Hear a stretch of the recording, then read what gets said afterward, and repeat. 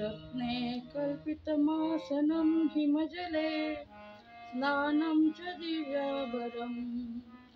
नानारत्नविभूषितं मृगमदा मोदाङ्कितं चन्दनं जाति चम्पकबिल्वपत्ररचितं पुष्पं च धूपं तथा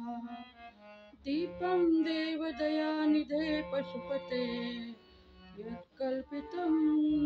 गुह्यताम् सौवर्णे मणिखण्डरत्नरचिते पात्रे घृतं पायसं भक्षं पञ्चविधं पयोदधीतं रम्भाफलं पानकं शाकानामयुतं जलं रुचिकरं कर्पूरखण्डोज्ज्वलं ताम्बूलं मनसा मया विरचितं भक्त्या प्रभो स्वीकुरु छत्रं चामरयो युगव्यजनकं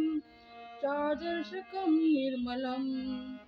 वीणावेदिमृदङ्गकाहलगीतं च तथा गीतं च नृत्यं तथा साष्टाङ्गप्रणतिस्तुति बहुर्विधा एतत् समस्तं मया सङ्कल्पेन समर्पितं तव विभो पूजा गृहाण प्रभो आत्मा त्वं गिरिजामती सहचरा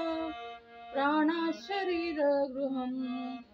पूजा ते विषयोपभोगरचना निद्रा समाधिस्थितिः सञ्चारः पदयो प्रदक्षिणविधि स्तोत्राणि सर्वा गिरो यद्यत् कर्म करोमि तत्तदखिलं शम्भो तवाराधनम् करचरणकृतं वा कायजं कर्मजं वा श्रवणनयजं वा मानसं वापराधं विहितं वा सर्वमे क्षमस्य जय जय करुणाब्धे श्री महादेव शंभो